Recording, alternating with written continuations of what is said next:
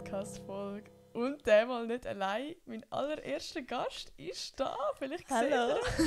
ihr. Und zwar meine Schwester. Genau. Ja, du musst das Mikrofon so heben. Dann hören wir dich ein bisschen besser. Jetzt kannst du ASMR-Content machen. Das erste Mal. Mach mal. Ja, es ist richtig komisch. Kannst du ASMR-Content machen? 10 von 10 Content. Ja, nein. Es ist eine sehr lustige Story, wieso meine Schwester da hockt. Und zwar, sehr funny, haha. Ey, merkst du, wie meine Stimme irgendwie tiefer ist? Ich weiß nicht, irgendwie ein Sunrise Ja, jetzt, Festival. vielleicht bist du auch müde, keine Ahnung. Nein, das Sunrise Festival. Ich bin ja jetzt das ganze Wochenende in St. Moritz gsi mit ein paar anderen Influencern, auch mit dem Can. Und ja, obwohl Techno gelaufen ist, man hat absolut nie mitgesungen, ist irgendwie meine Stimme trotzdem voll am Arsch.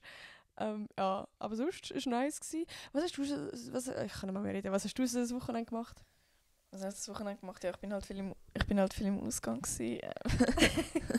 Das wird ein sehr persönlicher Podcast. Ja. Ich glaube, so viel haben wir noch nie über meine Schwester erfahren. Es wird verdammt spannend. Aber wieso sie überhaupt da ist? Also, für die mich schon ein bisschen genauer verfolgen, die wissen, dass ich gerade, in meiner Prüfungsphase bin. Also ich habe mich für ein Studium beworben an der ZHDK, den Studiengang Audiovisual Media, also Cast. Ja, für die nicht wissen, was es ist, es hat mit Social Media zu tun, ganz einfach abgebrochen gesagt. Und für das muss man sich, also lange der Matur nicht, sondern da ich zuerst ein Portfolio machen und dann noch ein Projekt und alles. Und jetzt bin ich einen Schritt weitergekommen. Und jetzt ist zuerst eine schriftliche Prüfung gekommen, die war heute gewesen, und morgen kommt die mündliche Prüfung. Mhm. Schön zum by the way erwähnen, es ist jetzt 1:30 in der Nacht. Ich muss morgen dort stehen und ja, hoffe, ist meine Stimme dann ganz weg. Mhm. Genau. Nein, aber grundsätzlich, es ist eigentlich gut gelaufen heute. Also, meine Schwester kann auch nichts sagen, aber ich dachte, ich erzähle es einfach kurz.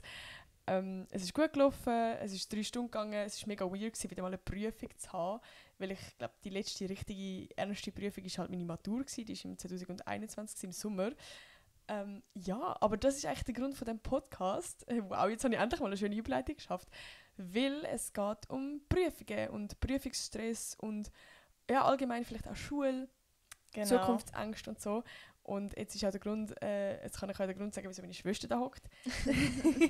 Weil die hat sehr, sehr viele Storys und wir haben vorher schon ein bisschen unten darüber geredet. Sie hat mir so ein bisschen geholfen für morgens Bewerbungsgespräche, die ich wieder habe, so ein bisschen helfen, weil sie hat mehrere Bewerbungsgespräche schon gehabt, ich noch gar nie.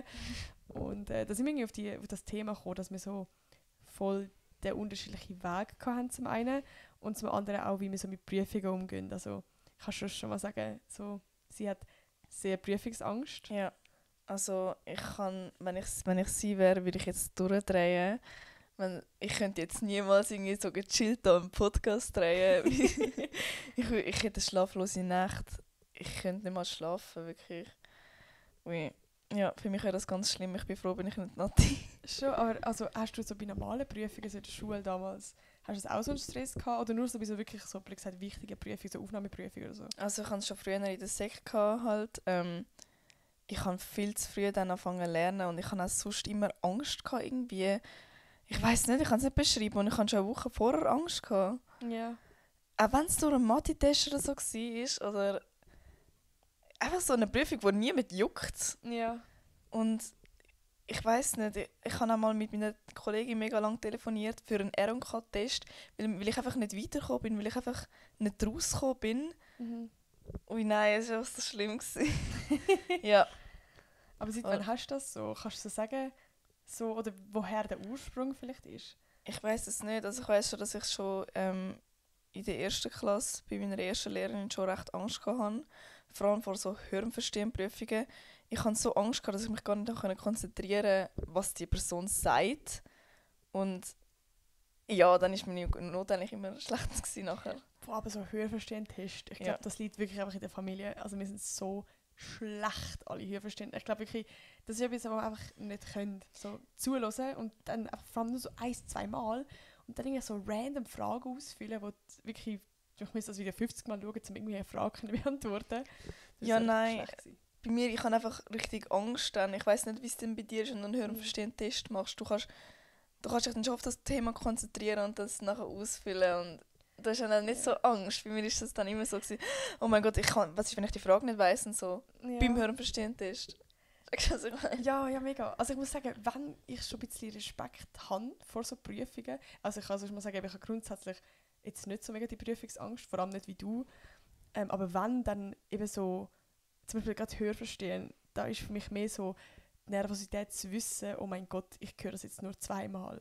Und Ja. für mich so während dem Zuhören ist mein Gedanke viel mehr bei «Shit, jetzt ist es gerade vorbei, ich muss jetzt echt zuhören». Also ich bin so fest am überlegen, dass ich gar nicht zuhöre. Und dann ist so «Scheiße, die Aufnahme ist jetzt vorbei, so fuck». Also ich mache mir dann viel mehr Gedanken währenddessen. So dumm eigentlich. Aber es ist auch so ein bisschen eine Angst. Ja, Nicht? safe. Also, Ja. eben, keine Ahnung.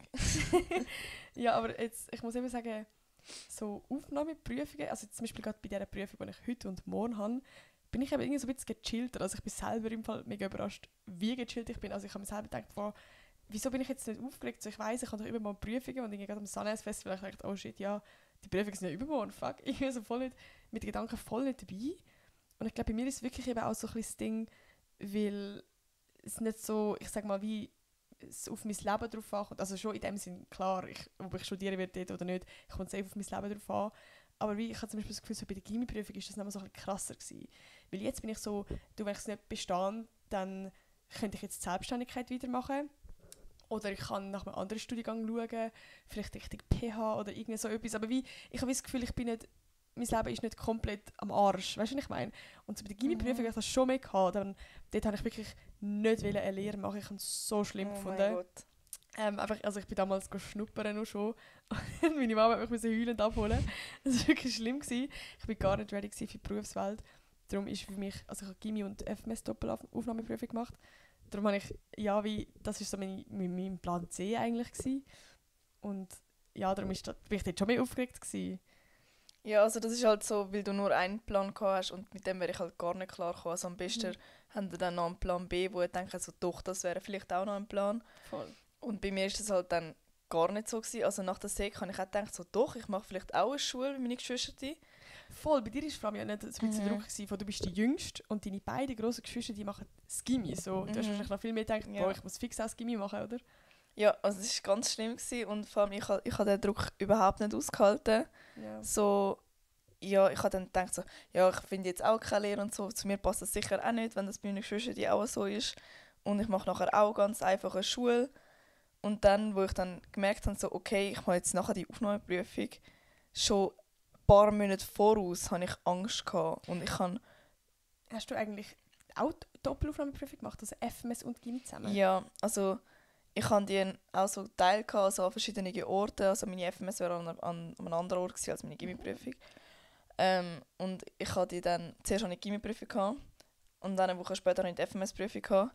Und für beide Todesangst. Das ist nicht normal, wirklich. Also ich weiß nicht, ob das irgendjemand kennt. Du kannst einfach nicht schlafen, du musst die ganze Zeit heulen. Also, echt? du kannst an nichts anderes denken, du kannst nicht mal glücklich sein. Irgendwie. Also für mich war das sehr schlimm gewesen. Ich kann mich auch nicht mehr daran zurückerinnern, mir wird gerade schlecht. No, wirklich? Ja. Wie, Das ist also, wirklich krass. wie hat sich das so...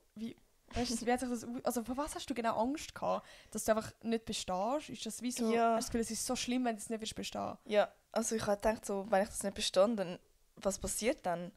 Ich kann ja nicht irgendwie nach kurzer Lehre finden. Vor allem, ich finde das richtig dumm, dass das erst im März ist und dass alle die dann nicht bestanden haben und keine B-Lösung haben, eben wie eine Lehre oder so, dass sie einfach dann nichts haben und vom März bis im Juli noch etwas finden. Keine Ahnung. Ja. Aber vielleicht kannst du mir kurz erzählen, was so dein Werdegang bis jetzt so ein bisschen war. So, was du bis jetzt so seit der Sek durchgemacht hast und wo du jetzt so stehst. Ach so, also eben, ich habe dann nachher die Prüfungen doch gemacht, obwohl ich so Angst hatte. Oh mein Gott, stimmt, das ist Und ja ich mir has- mal erzählt. Okay, Und ich gut. habe es dann nicht bestanden. Das hast du glaube ich noch nie öffentlich gesagt, oder? Nein, also ich weiß gar nicht, was ich hatte überhaupt. Ich habe es völlig, also ich weiß es gar nicht. Hast du von beiden Prüfungen gleichzeitig das Ergebnis bekommen? Nein, ich weiß es nicht mehr. Ja. Nein, ich glaube nicht. Und ich weiß auch, dass ich es nicht bestanden habe. Ich habe dann einfach nichts mehr gewusst davon. Und ja. Und ich wollte unbedingt nicht ins 10. Schuljahr. Ich habe das 10. Schuljahr gedacht. Weißt du, für uns ist das so wenig. Also niemand hat von dem erzählt irgendwie. Ich habe gedacht, wenn man ins 10. Schuljahr geht, muss man nochmal eine Klasse zurückgehen. Also in der Sek nochmal eine Klasse zurück. Und ich wollte nicht mit diesen Jüngeren zusammen in die Schule gehen. Bei uns hat das irgendwie auch so einen schlechten Ruf Gell? gehabt. Also bei uns Dinge so es sollte jetzt nicht abwertend tönen, aber so C-Schüler, die Ja. nichts finden, die sind dann dort im 10. Und einfach so die das Leben absolut nicht im Griff haben und keinen Fuck gegeben haben, ob sie irgendwie eine Lehrstelle finden. Aber so die, so wirklich so kann ich einfach, sagen wir mal, so der Rest von der Gesellschaft, so, das ist Ja. ja. sein. Aber irgendwie so, man hat wirklich so einen schlechten Ruf im 10. Mhm. Schuljahr bei uns gehabt. Und irgendwie ist das für uns auch alle so keine Option gewesen. Ja, und dann bin ich eben noch mal schnuppern, weil ich dachte, so, vielleicht finde ich ja doch noch eine Lehre. Und mir hat es dann nicht gefallen, also ich habe dann nichts gefunden und dann dachte so, fuck, jetzt muss ich das 10. Schuljahr machen. Und das war mir so schlecht, gewesen, weil ich das gewusst habe. Aber nachher habe ich dann herausgefunden, dass das 10. Schuljahr dann ein eigener Ort ist, so wie eine eigene Schule. Und da habe ich mich dann richtig gefreut. Ich so, oha, geil, jetzt kann ich wieder in eine Schule gehen. Und jetzt muss ich nicht, also ich dachte, ich muss nicht in meine Sekt zurück. Und dann habe ich mich wieder richtig gefreut. Und das 10. Schuljahr war ein mega geiles Jahr. Es war wirklich eines der besten Entscheidungen. Ich habe dort mega gute Kolleginnen gefunden, mit denen ich auch jetzt wieder Kontakt habe. Wir haben so geile Sachen gemacht. Oh mein Gott, das war auch richtig cool gewesen. Und dann habe ich halt meine Lehre, also mein 10. Schuljahr war halt im Bereich Mediengestaltung und so gewesen. Keine Ahnung. Gibt's im 10. gibt es so wie verschiedene 10. Schuljahre mit verschiedenen Themen. Der Can hat eben auch das 10. Schuljahr gemacht. Und der hat, glaube ich bin mir gerade nicht sicher, ich will es nicht falsch sagen, aber auch irgendetwas mit Gestaltung. Oder irgendwie Musik oder irgend so etwas. Ja, also ich habe dann Thema Gestaltung genommen. Ich weiß gar nicht, was es alles für Themen hat. Halt so Themen, wo man sich dann interessiert und wo Spezifischer sind einfach. ja, wo dann vielleicht für die Lehre helfen, keine Ahnung. Und eben die meisten, die uns 10 gemacht haben, sind dann eben so, keine Ahnung, Detailhandel oder Polydesignerin oder so irgendetwas geworden. Und ich habe auch gedacht, so, okay, das ist in dem Fall auch meins. Also dann habe ich mal nachgeschaut und so und dann habe ich gedacht, so Bekleidungsgestalterin wäre doch vielleicht das. Ich habe noch nie von dem gehört und dort tut man Kleider nähen. Und vor allem für mein Sek-Abschlussprojekt habe ich auch Kleider genäht. Darum habe ich gedacht, das ist sicher das. Und ich habe mich dann richtig gefreut, weil das ist auch so eine Schule halt und ja. Es ist so eine Lehrstelle, also es ist wie eine Lehre, aber ich glaube es mehr. Hast du Geld verdient, nicht, oder? Nein, eben nicht. Also es ist wie wirklich so eine Ausbildung eigentlich, Ja. so ein bisschen. So wie, ja. Ja, und dann... ja, ich habe gedacht... Aber ich finde es einfach, ich muss kurz schnell dazwischen sagen, meine Schwester braucht jetzt so viel Mut, um das alles zu sagen. Weil es gibt Leute in ihrem engeren Umkreis da draussen, die das nicht mal gewusst haben. Darum sehr grosser Respekt, dass du da hockst und ich glaube, du hilfst im Fall sehr, sehr vielen Leuten da draussen. Einfach weil sie sehr viel Angst haben, eben gerade zum Beispiel, wenn man mal eine Prüfung nicht besteht oder wenn man sich irgendwo nicht wohlfühlt und gerade der Druck von der Gesellschaft oder vielleicht auch der Druck von den Eltern. Darum, ich glaube, wirklich sehr, sehr viele da draussen sind wahrscheinlich mega, mega froh, dass sie das jetzt gerade hören. Ja, auf jeden Fall habe ich dann die Lehre angefangen im August. Und ich hatte schon dort, vor dem ersten Schultag, Panik gehabt. Aber ich glaube, das ist allgemein das Ding, dass du vor so Ja. Sachen wie jetzt Prüfung oder irgendwas sonst so wirklich immer Panik hast. So. Es ist so schlimm, wirklich. Ja, eben, ich hatte dann mega Angst gehabt. Ich so, oh mein Gott, am nächsten Tag muss ich irgendwo in die Schule gehen und ich kenne keinen. Hast du das im 10. eigentlich nicht gehabt? Mhm. Ja. Nein, keine Ahnung. Ja, aber es ist Weiss vielleicht nicht. schon noch ein bisschen was anderes, kann ich mir schon vorstellen. Ich weiß nicht mal, warum ich so Angst hatte vor dem. Mhm. Ja, und nachher bin ich eben dort hergegangen. Ich habe dann zwar gute Kolleginnen gefunden, also an dem liegt es überhaupt nicht. Ich habe auch jetzt mit der einen noch Kontakt. Aber irgendwie, ich weiß nicht, ich habe einfach so Panik gehabt von dieser Schule und ja, mir hat es einfach nicht gefallen, ein riesiger Druck und so. Und ich habe gedacht, ich schaffe irgendetwas nicht, ich habe mich zu dumm gefühlt für alles und so.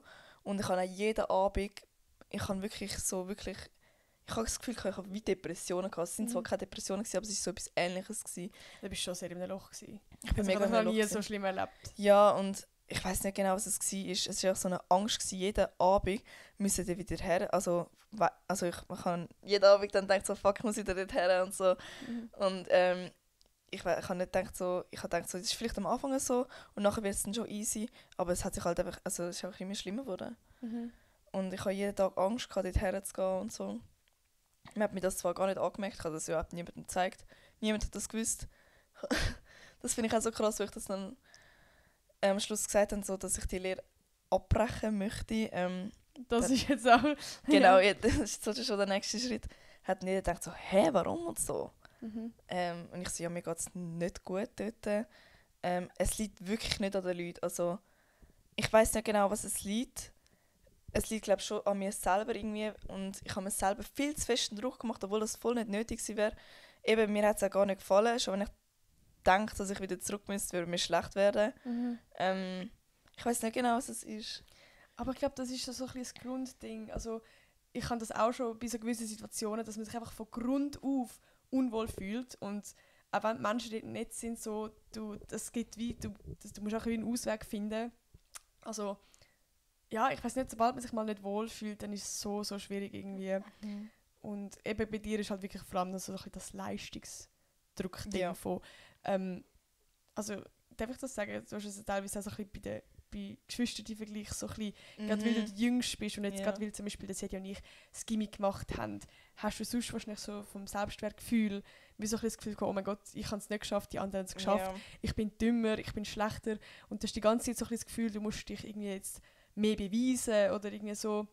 Es haben übrigens auch schon ein paar Leute geschrieben, dass sie das so ein bisschen haben mit Geschwistervergleich und ich finde das irgendwie noch spannend. Schlimm. Ja, und es ist eigentlich so dämlich, weil jeder hat doch irgendwie einen anderen Weg und das heisst nicht, dass Gimmi besser ist als eine Lehre oder irgendwie so etwas, sondern ich finde, der beste Weg für einen ist, dass es einem gefällt. So, bei mir war einfach die Lehre eine Lehre nicht, weil ich nicht ready war und ich habe das Gimmi jetzt nicht gemacht, weil ich dachte, ich bin schlauer und ich will unbedingt studieren, sondern einfach, weil es in dem Moment für mich gepasst hat und so, das muss ja nicht heißen, dass es dann für dich auch der richtige Weg ist oder der bessere Weg oder der beste Weg oder irgendwie so.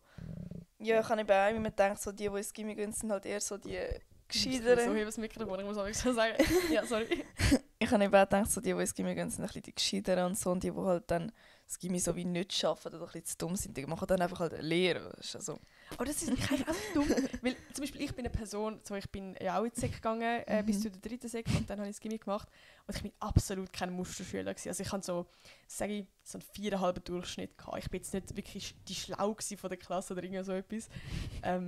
Und eben, ich habe wie gesagt Gimmi-Prüfung nicht gemacht, weil also auch die Lehrer damals haben mir das abgeraten von ja, so im Gimmi sehen sie mich halt weniger, weil ich halt einfach jetzt nicht so eben der typische Musterschüler war.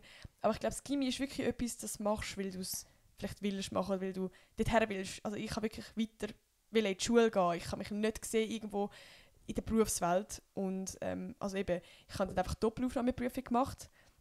Für die nicht wissen, was die FMS ist, das ist die Fachmittelschule.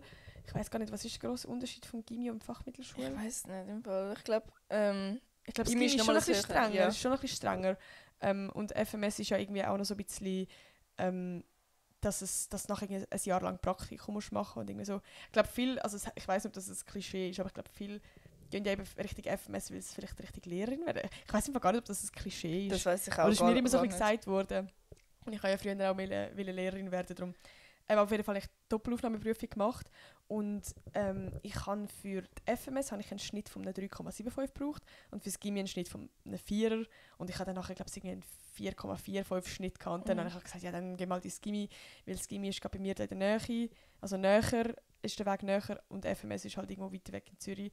Ja, und darum war für mich wieder irgendwie klar gewesen, Gimmi, so voll, ja. Ja, Lehre ist bei mir sowieso mega abgewertet worden. Ich weiss nicht auch, ob so der Familienlied vielleicht, keine Ahnung, haben alle so gesagt, so, ja, nachher kannst du vielleicht weiter in die Schule, jetzt sind vielleicht alle gleich alt wie du und so, du kannst mal in die Schule gehen. Und wenn du halt eine Lehre machst, bist du halt dann mit Erwachsenen zusammen, sind nicht alle gleich alt wie du, du musst etwas leisten können, du schaffst irgendwo. Und ich hatte so Angst vor dem, irgendwie etwas zu leisten können, vielleicht dann einen Fehler machen und dann tut dich der Chef zusammenschießen oder so, das habe ich schon so viel gehört und ich habe einfach so Angst vor dem gehabt. Und darum habe ich gedacht, so, doch, ich gehe viel lieber in die Schule und dann lernst du irgendetwas, ich weiss nicht. Ja. Aber ich habe allgemein das Gefühl, also, dass irgendwie so, ich weiss nicht, so viele Leute eine Lehre machen und so viel, also weißt, gerade das Lehre abbrechen ist ja auch in der Gesellschaft ultra schlimm. Also habe ich das Gefühl, so ein bisschen irgendwie, also das nimmt mich wunder, wie haben die Leute sonst so ein bisschen reagiert im Umfeld von dir, wo du die Lehre abgebrochen hast? Ja, es ist einfach so, was, warum und so. Und der erste Punkt ist immer so, ja, zieh doch deine Lehre durch. Du warst erst 2 Monate dort gewesen, es ist am Anfang immer ein bisschen strenger und so. Ich will es einfach durchziehen und so. Und ich habe das wirklich wollen, ich habe wirklich, glaubt mir, ich wollte die Lehre durchziehen. Ich habe gedacht, so, komm, ich mache jetzt 3 Jahre das. Aber ich habe es nicht geschafft. Ich wäre so in einem Loch drin gewesen. Und also, ich weiss nicht, darum habe ich mich dann mich für eine Therapie entschieden zu gehen. Vielleicht hilft mir das dann. Ich habe nicht gewusst, was ich kann. Ob das an dieser Lehre liegt, dass ich dann so ich weiß nicht, es sind nicht Depressionen, ich weiß nicht, wie es Doch, also ich finde schon, es ist eine Art, also nicht jetzt irgendwie, weißt du, genetische Depression, aber du bist schon also, in einem depressiven Loch eigentlich gewesen, würde ich sagen. Also, ich weiß jetzt nicht, aber du hast, glaube ich, jeden Tag brüllt, also du bist wirklich in einem Loch gewesen. Ja, auch wenn man für dich da war, du hast wie, das ist voll kitschig, du hast nicht mehr gelacht. Also du bist wirklich heimgekommen und du hast am Morgen nicht aus dem Haus, du hast nicht gehen. Ich glaube, die Mami hat dich teilweise sogar dorthin begleitet und einfach alles so. Stimmt, oh, ich mag mich gar nicht wirklich an das erinnern. Du hast es verdammt verdrängt. Ich glaube, es ich ist kann gut, es dass du mega Therapie verdrängt. machst. Ich mag mich wirklich fast nicht mehr an das erinnern. Im Fall. Ja. Ich weiss einfach nur, dass es mir extrem schlecht gegangen ist. Ich kann die Zeit möglichst schnell wieder hinter mir bringen und möglichst schnell die Lehre abbrechen. Und wo ich das dann geschafft habe, das war einfach so eine Erlösung irgendwie. Und dann kommt schon das ist schon das nächste Ding, und zwar musst du eine neue Lehre finden. Und nachher, da bin ich dann auch wieder in das Loch gefallen. Ich habe so gedacht, fuck, jetzt muss ich noch eine neue Lehre finden. Das ist aber dann gut gegangen. Ich bin dann viel schnuppern und ich habe dann schnell gewusst, in welche Richtung ich gehen will. Und In welche Richtung willst du gehen? und zwar in Richtung Pflege. Und dann bin ich viel schnuppern und habe da in der Umgebung gerade eine Lehrstelle gefunden, zum Glück. Ja, das ist halt so super. Und die fange ich dann an und ich hoffe, es läuft nicht wieder gleich wie vorher. Ja. Ja. Und was machst du jetzt zwischendurch? Ja, also eigentlich wollte ich ein Praktikum suchen, aber hat halt nur also es ist halt nicht gerade in der Nähe. Und darum habe ich finde ich halt kein Praktikum. Ich habe mich zwar auch in der Nähe beworben, aber ja, hat halt keine offene Praktikumsstelle. Ja. Voll. Nein, aber irgendwie allgemein habe ich das Gefühl, das ist jetzt vielleicht auch noch ein anderes Thema, das ich schnell anschneide, aber ich habe das Gefühl, in der Gesellschaft heute wird so viel erwartet, so früh. Also ich weiss halt, ich war damals eine richtige Überforderung, wo man von mir erwartet hat, dass ich jetzt schon nach der Sek so eben eine Lehre mache. Also mir hat das extremen Druck gemacht. Also als ich die Gimmi-Prüfung bestanden habe, ich bin so erleichtert gewesen, weil ich so Angst hatte vor der Berufswelt. Also ich war wirklich gar nicht ready gewesen. Und ich glaube im Fall, ich hätte damals auch das 10. Schuljahr dann in dem Sinne müssen machen, weil ich es halt auch so schlimm gefunden hätte. Aber ich glaube jetzt, also eben gerade durch deine Erfahrung, als ich den Can nachher kennengelernt habe und er es erzählt hat, wie es bei ihm war, kann ich glaube so daraus schliessen, dass es richtig nice ist eigentlich. Also, würdest du das auch empfehlen, oder? Ja, ich würde unbedingt das 10. Schuljahr nochmal machen, weil es ist halt auch nicht so streng bei uns. Also es ist sowieso ein Jahr so ein bisschen... Ein Zwischenjahr eigentlich? Ja, und du lernst erstens noch neue Leute kennen, du bist in einer neuen Schule und es ist alles so ein bisschen lockerer. Also wir waren natürlich mit A, B, C-Schülern dort gewesen, und für mich ist es ist natürlich für uns ein bisschen einfacher gewesen dann. Du warst A-Schülerin gewesen? Ja. Und ja, ich finde ich hätte das sicher nochmal gemacht. Ja, ich finde das noch nice. Ja. Und dann wird es halt nachher wieder strenger, wenn du dann wirklich eine Lehre anfängst. Aber ich finde das so krass, irgendwie, es kommt immer wieder an das Gefühl. Also ich weiss nicht, wenn du dann wirklich mal deinen fixen Job hast irgendwo und dann sagst, ja, bis ich pensioniert bin, arbeite ich dort, dann hast du vielleicht den Stress nicht mehr. Aber ich habe das Gefühl, gibt es Menschen, die wirklich so einen Beruf finden, im jungen Alter, und das bis zur Pension machen. Also ich kenne so viele von meinen Friends, die eine Lehre gemacht haben und jetzt komplett noch mit anders arbeiten. Die irgendwie ein KV gemacht haben und jetzt eben auch Richtung Pflege gehen oder irgendwie so. Also mega crazy. Und darum finde ich es nur schon so krass, dass man irgendwie im frühen Alter das schon herausfinden muss. Also zum Beispiel, ich habe jetzt gerade das gleiche Problem mit dem Sinn ja nach dem Gymi. Also dann, ich habe jetzt wie das Gymi gemacht, so als Zwischending von, ich habe nicht gewusst, was ich werden will. Okay, jetzt habe ich in den nächsten 4 Jahren mal einen Plan, was ich mache.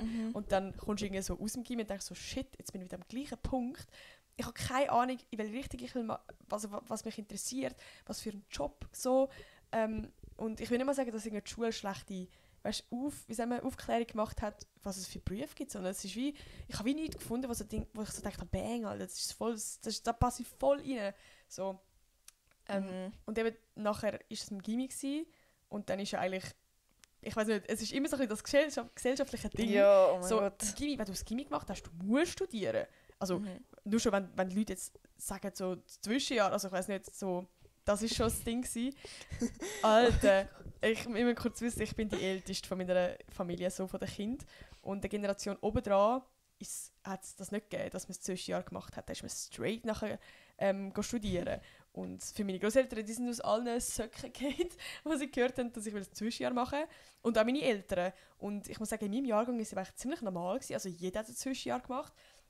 Und ich bin eben in meinem Kopf halt schon gewesen, ich habe die Schule so da oben. Ich kann es wirklich, also ich habe nicht Prüfungsangst gehabt, aber ich habe ja, es ist mir irgendwann einfach, also ich bin allgemein im Gymi jetzt nie eine der besten Schülerinnen gewesen, sondern auch, ich bin immer so oben am Wasser geschwommen. Es war für mich echt eine anstrengende Zeit gewesen und echt Stress und nervenraubend. Also ich muss sagen, ich bin auch einfach froh, habe ich das Gymi hinter mir. Mein Leben ist so viel schöner. Aber ich möchte jetzt nicht denen vermeisen, die auch das Gymi machen wollen. Es war schon auch eine coole Zeit gewesen, aber es war schon auch echt anstrengend gewesen. Und ja, irgendwie, jetzt habe ich gerade den Vater verloren, wo bin ich? Du weißt es auch nicht. Perfekt. Ja, Nein. irgendwie einfach hat sich... Ja, nein, was ich grundsätzlich will sagen, eben, dass der Stress nachher so, du musst jetzt das Studium machen und ich habe gewusst, ich mag nicht, ich würde wirklich auch in ein Burnout gehen, wenn ich jetzt straight müsste irgendetwas studieren und wieder lernen und alle halb Jahre so eine fette Prüfung habe wie eine Matur, ich könnte es nicht, ich könnte es wirklich nicht. Und ich habe ja in meinem Kopf, also ich habe ja, als ich im Gimmick war, habe ich angefangen mit Social Media und habe währenddessen das so ein bisschen aufgebaut und habe dann irgendwann mein Cash verdient. Und für mich war wie innerlich schon klar gewesen, ich will fix das Vollzeit machen. Also ich muss ein Zwischenjahr machen, ich muss durchschnaufen können, ich kann nicht direkt machen, also direkt weitermachen.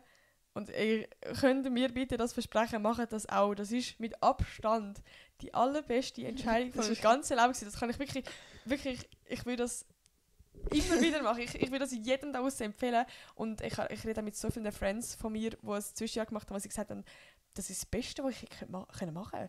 Also ich selber habe mich so krass weiterentwickelt, mich selber kennengelernt, meine Interessen kennengelernt, vor allem was ich wirklich will, weil eben sogar zu nur schon Studien, was man will machen, wer man ist und alles, habe ich so krass mich weiterentwickelt. Ja. Ich bin so krass erwachsen worden, habe über so viele Sachen Ahnung und ich muss zum Beispiel jetzt sagen, nur schon Französisch, ich habe es ja gehasst, ich hätte mir niemals vorstellen, dass ich mich jetzt für Französisch interessiere. Jetzt bin ich da schon mich angemeldet, ich gehe übrigens am Sonntag in meinen 4. oder 3. Sprachaufenthalt zum Französisch lernen. Also das hätte ich niemals gedacht, weil ich muss es ja nicht können. Also ich habe überhaupt nicht irgendeinen Beruf in Sicht, wo ich das brauche, sondern ich mache es wirklich einfach für mich. Also ich habe mich wirklich sehr, sehr weiterentwickelt und ich glaube, hätte ich weiter angefangen zu studieren, ich wäre voll ins Loch gefallen. Also ich wirklich, darum, das kann ich wirklich jedem wieder empfehlen. Darum, für alle, die das hören, ein riesen Appell, macht das. Und auch wenn eure Eltern zuerst mal dagegen stehen und sagen, nein, du verlierst ein Jahr.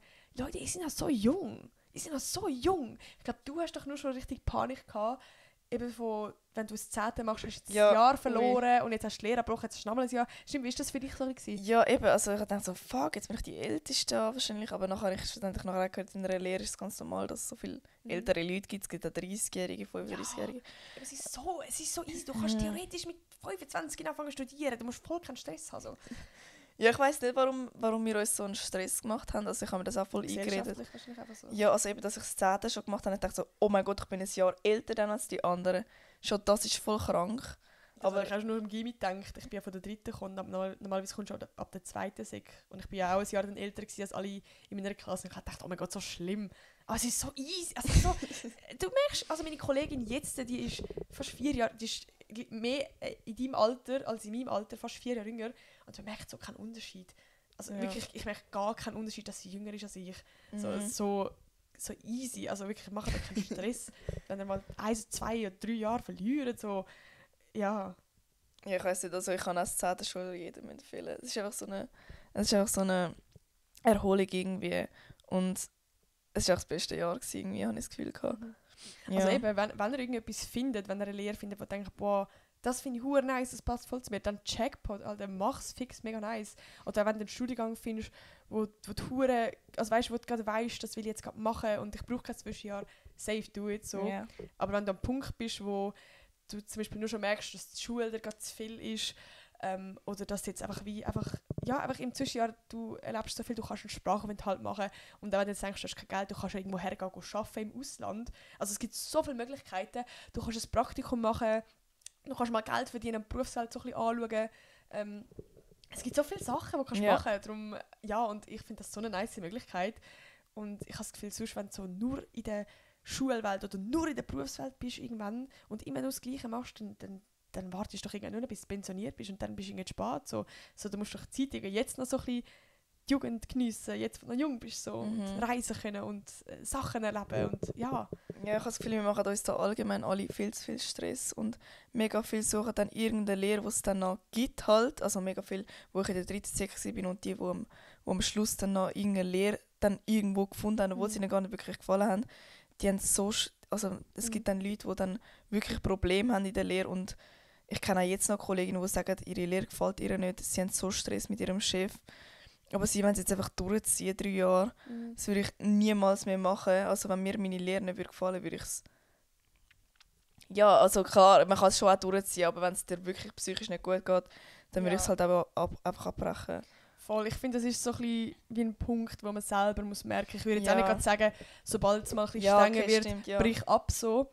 Aber ich weiss, dass du das auch nicht gemeint hast. Ich meine wirklich so, ich kenne viele Leute da draussen und ich kenne Freunde von mir, die die Lehre schon abgebrochen haben. Eben, und ich finde, es sollte so, nicht so in der Gesellschaft so Mensch, also es ist gerade so menschenverachtend, so, oh mein Gott, du bist so ein Unmensch, alle, du hast die ganze Zukunft jetzt versaut. So, es gibt noch so viele verschiedene Möglichkeiten und nur schon zum Beispiel der Beruf Lehrer, du musst nicht PH machen, um lehren, weil es gibt so viele verschiedene Wege, um irgendwie einen Beruf erreichen und du kannst das auch noch irgendwann später irgendwie machen und es gibt so viele Leute, die plötzlich mit 30 merken, hey, das, was ich jetzt machen kann, ist gar nicht mein Ding, ich möchte in eine komplett andere Welt gehen. Ja, dann musst du auch machen. Halt. Ja, du musst auch machen und also wie gesagt, eben, schlussendlich möchten wir jetzt auch nicht sagen, brecht eure Lehre ab, wenn es nicht gerade so, ich glaube, es ist wirklich ein längerer Prozess, so redet vielleicht mit euren Freunden darüber, redet mit euren Eltern darüber, vielleicht sogar auch mit euren Lehrpersonen, ja, oder vielleicht eben auch mit eurem Therapeut oder der Therapeutin, wenn ihr einen habt. Einfach irgendwie redet mit anderen Menschen über eure Probleme, ihr seid nicht allein mit diesen Problemen. Und ich glaube, es gibt viele Leute draussen, denen es so geht. So. Ja, also heutzutage brechen ja recht viel die Lehre ab und es wird irgendwie gesagt, dass wir viel zu schnell eine Lehre abbrechen und wir haben auch schon von meinen Eltern gehört, dass die heutige Jugend so ein bisschen, keine Ahnung, chilliger drauf ist und nicht so durchzieht und so. Und keine Ahnung, ich finde das halt irgendwie nicht so, weil ich finde so, keine Ahnung, so, ich habe ja auch meine Lehre abgebrochen, so, ich hätte es durchgezogen, aber... Ja, aber eben, wenn du wirklich, also wie zum Beispiel bei dir, wo du mental, also wir haben, auch meine Mama, wir haben alle gewusst, wenn du das jetzt weitermachst, dann kommt es nicht gut. Und das ist ja nicht das Ziel von einer Lehre, so schlussendlich, finde ich, ist Gesundheit schon an oberster Stelle so. Und wenn sie psychisch einfach komplett, also weißt du, wenn du gar keine Freude mehr am ganzen Leben hast, wegen einer Lehre, weißt du, so, dann merkst du einfach, das stimmt etwas nicht, dann müssen wir etwas ändern. So. Und ich merke nur schon, wie du jetzt, seit du die Lehre abgebrochen hast, wieder so aufblühst, wieder Freude an Sachen hast und einfach so, keine Ahnung, dich auch selber schon wieder entwickelst. Und ja, einfach so, keine Ahnung, ich finde, wenn du wirklich so an diesem Punkt bist, dann musst du auf jeden Fall etwas ändern. So, voll. Ja, und schlussendlich eben, ich finde, es ist halt eine mega individuelle Entscheidung. Du kannst das, glaube ich, voll nicht verallgemeinern, so, eben wenn es so nicht gefällt, brechen eure Lehre ab oder ziehen es jetzt durch. Ich glaube, das ist etwas, was ihr voll selber spürt. Aber ja. Gutes Schlusswort gewesen, auf jeden Fall. Ja, ich habe ein bisschen weniger gesagt, gegen den Schluss mir ist nicht so viel Sinn gekommen. Aber du hast es gut gemacht. Wie hast du den Podcast so gefunden? Ja, ich habe es eigentlich schon noch nice gefunden. Es ist halt mega ungewohnt, so in das Mikrofon reden und irgendetwas erzählen. Vor allem, ich habe manchmal so voll den Faden immer verloren, weil ich so irgendwie da her schaue, nachher wieder zu dir her schaue. Ich weiß auch nicht. Vor allem, ich rede mit niemandem so offen über das Thema. Also ich habe mich immer so ein bisschen geschämt über das, so, weil ich meine Lehre abgebrochen habe und so. Und was ich in der Schule gemacht habe, ist irgendwie alles so im negativen Bereich. Und darum, ja, es war ein bisschen schwer gewesen, aber ja. Aber du hast es gut gemacht. Ich glaube, du hast vielen Leuten vielleicht können da draussen helfen. Voll. Mich nimmt mega Wunder, ich will jetzt da unten so die Antwortenbox offen haben. Also ich könnte gerne irgendwie eure Meinung darunter schreiben oder was ihr dazu denkt oder vielleicht eure Erfahrung oder so. Das würde mich sehr interessieren. Genau. Und ja. Gebt dem Podcast, dem huere geilen Podcast 5 Sterne und abonniert ihn. Das sehe ich jetzt, wie viele Leute Podcast abonniert haben. Das ist vorhin nicht so, dass es ein Update geben. Sehr geil. Gut, also ich würde sagen, wir sehen uns am nächsten Donnerstag wieder am 00:00. Leider nicht mit meiner Schwester, aber vielleicht kommst du irgendwann mal wieder zu Gast. Genau. Ja. Fändest du cool? Ja, ich fände es schon auch cool. Gut. Also, dann wünsche ich euch noch einen schönen Tag. Genießt es und bye. Ciao. Ciao.